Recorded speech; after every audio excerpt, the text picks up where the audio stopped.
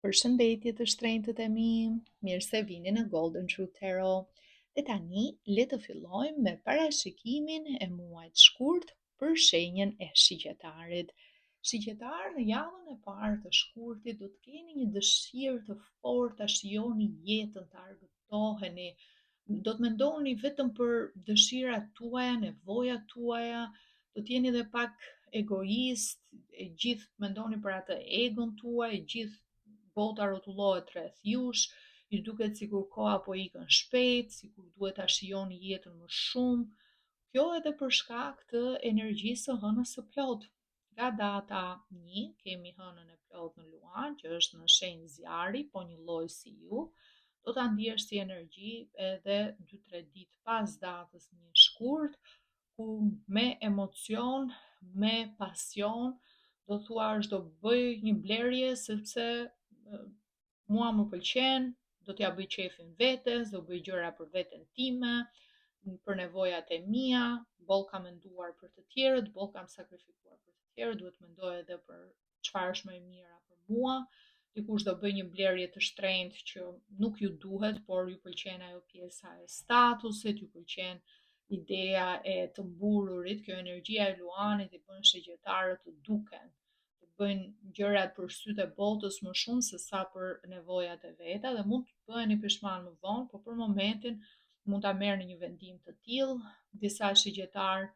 mundet të rezervojnë një udhëtim, mund të shikoni një ofertë online apo diçka që ju pëlqen dhe thoni duhet të dal, duhet ta shijoj jetën, ndoshta nuk i keni paratë për ta bërë këtë udhëtim edhe shumë nga ju mund të përdorni karta krediti, mundet edhe të merrni para hua, do të shpenzoni para që nuk i keni ose të lini ndonjë faturë pa paguar në mënyrë që të bëni këtë udhëtim.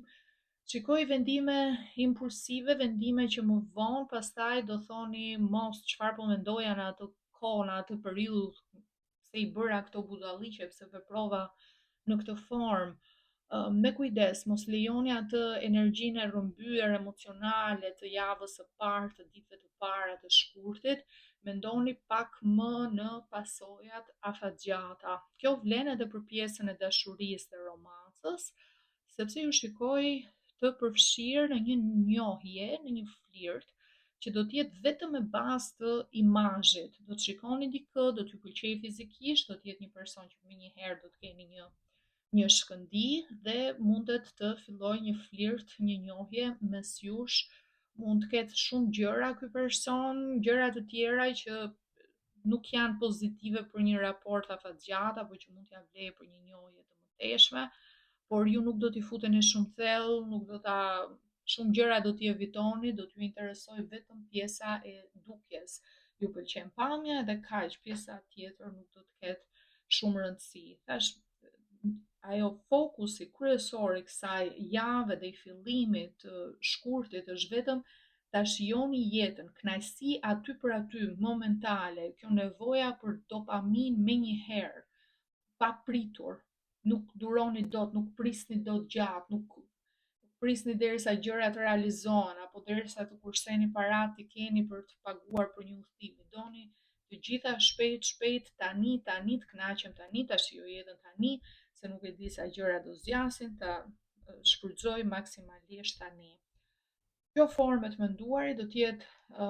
sigurisht do t'ju jap atë kënaqësinë momentale që ju keni nevojë, se shikoj në javën e dytë ju shoh shumë entuziast, shigjetar. Kjo do të jetë një javë ku shumë nga ju do të udhtoni, shumë nga ju mund të keni edhe biseda online, flirte të ndryshme, njohje të ndryshme, njohje edhe me persona që janë në vende larg, që nuk jetojnë në të njëjtin qytet ose shtet ku ju jeni, njohje të ndryshme online, keni plane, keni atë pjesën e euforisë momentale, atë kënaqësinë e udhëtimit, kënaqësinë e planeve që po bëni, ajo pjesa e shpenzimit e ndonjëherë format e të blerit, pjesa e shoppingut të tepërt ndonjëherë mund të lidhet edhe me një formë adiksioni. Jo të gjithë e kanë këtë gjë,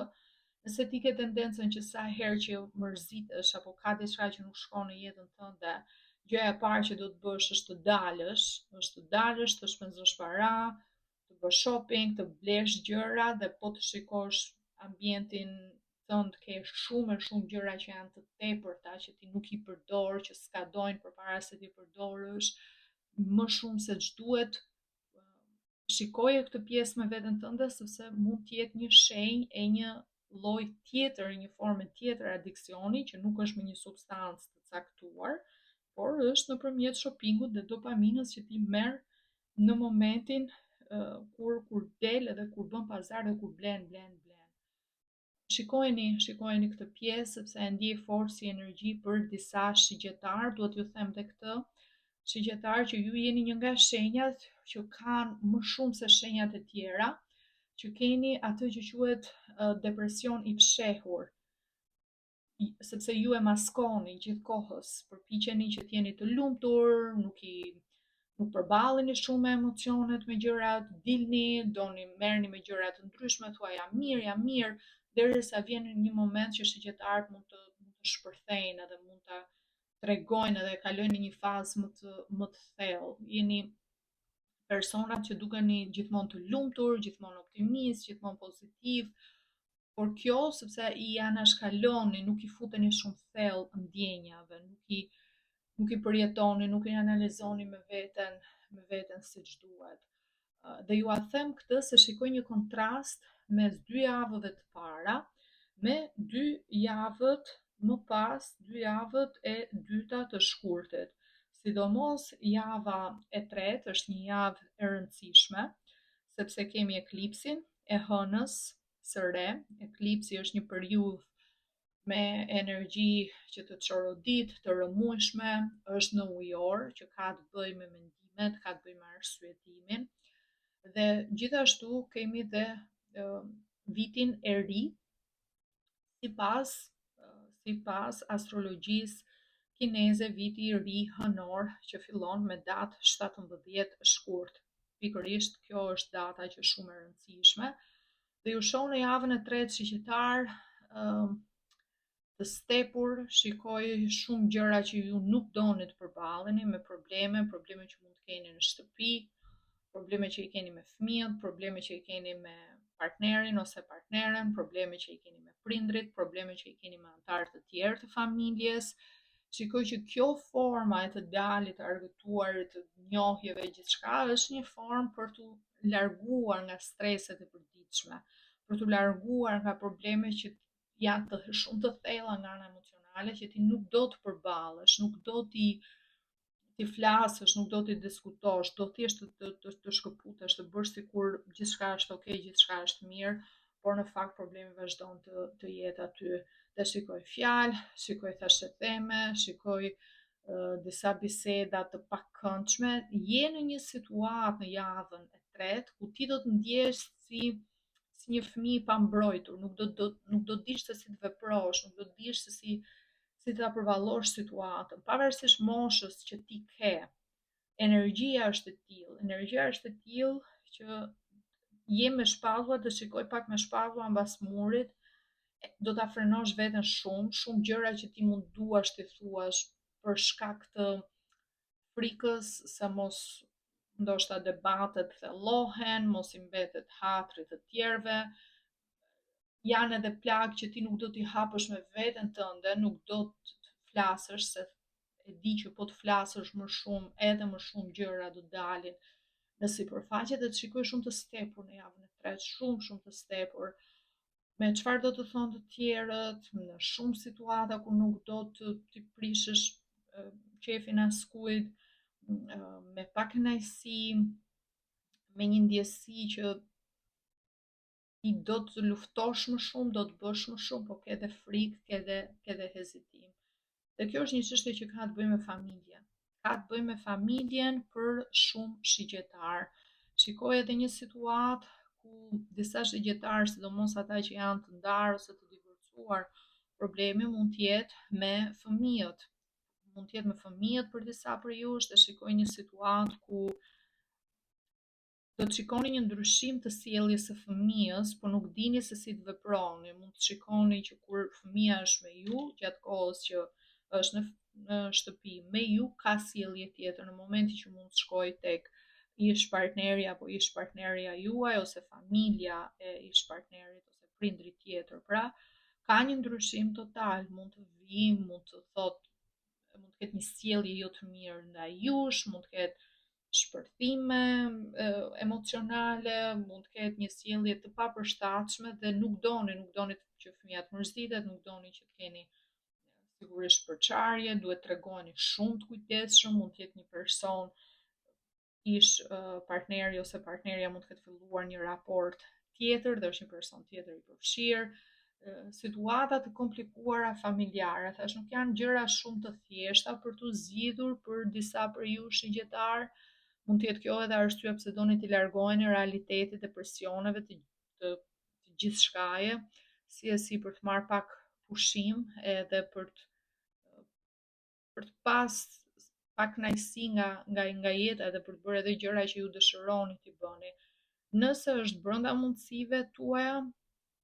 fokusohuni që ta zgjidhni problemin, duke i bërë bish, duke e injoruar problemin, nuk është se do zgjidhet vetë. Nëse është diçka që është në dorën tënde ose që ti pjesërisht mund ta rregullosh, nëse është përtej mundësive të tua, prap të evituarit të gjërave her pas here nuk është e mirë. Duhet në një moment që ti të përballesh me emocionin tënd, të flasësh me fëmijën, me persona të tjerë të familjes, pra bëhet pamundur nga ana jote për aq sa të takon ty. Edhe nga orakulli i universit, mesazhi për ty më thot obstacles are detours in the right direction. Pra pengesat edhe situatat që ta ndërpresin, ta mbyllin një rrugë, ose kur ty të duket sikur po të mbyllet një mundësi, po të mbyllet një rrugë, është thjesht një mënyrë për të riorientuar në një drejtim tjetër ose në drejtimin e duhur. Ndonjëherë situata të kësaj natyre ndodhin për shkak se duhet të fillosh diçka komplet të re, duhet marrësh një drejtim tjetër. Nëse situata toksike, situata jo të mira, familjare, situata problematike, ndonjëherë të mos flasësh ose të ndërpresësh kontaktet me persona të tillë dhe të fillosh një familje të re apo të fillosh një shtëpi të re, të qetë, me dashuri, me paqe, është mënyra se si universi ty po të orienton për të shkëputur nga toksiciteti, për të shkëputur nga negativiteti. Prandaj këtë pjesë, pavarësisht se pjesën e palës tjetër ndoshta ti nuk e kontrollon dot, ajo që është në dorën tënde është që ambienti i shtëpisë tënde të jetë sa më i qetë, sa më harmonik, sa më i paqë për ata që kanë fëmijë dhe janë në situata që janë të ndarë të divorcuar. Për të tjerë, nëse është një situatë ku familja, prindrit kanë mosmarrveshje apo anëtarët e tjerë të familjes kanë mosmarrveshje, atëherë ndoshta ke nevojë edhe ke atë dëshirën për të pasur një familje të madhe rreth teje, por rëndësishme është që familjen që ti do të krijosh dhe veten tënde dhe ambientin tënd ta kesh sa më të paqë, sa më të qetë. Merri këto si mesazhe, mos u step dhe mos u largo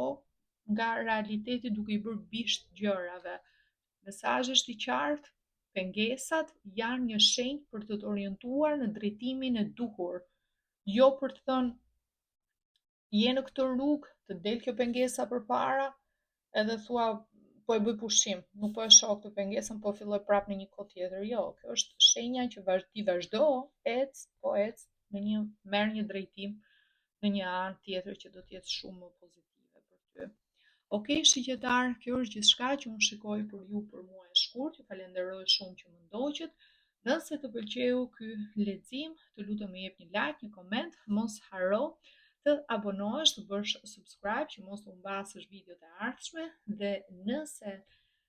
je interesuar për një lexim privat me mua, mund të më gjesh online tek websajti im në www.goldentruthtarot.com. Linkun e gjen këtu poshtë tek video dhe tek përshkrimi. Të uroj gjithë të mira dhe bashkë të dëgjohemi në videot e ardhshme. Faleminderit, mirupafshim.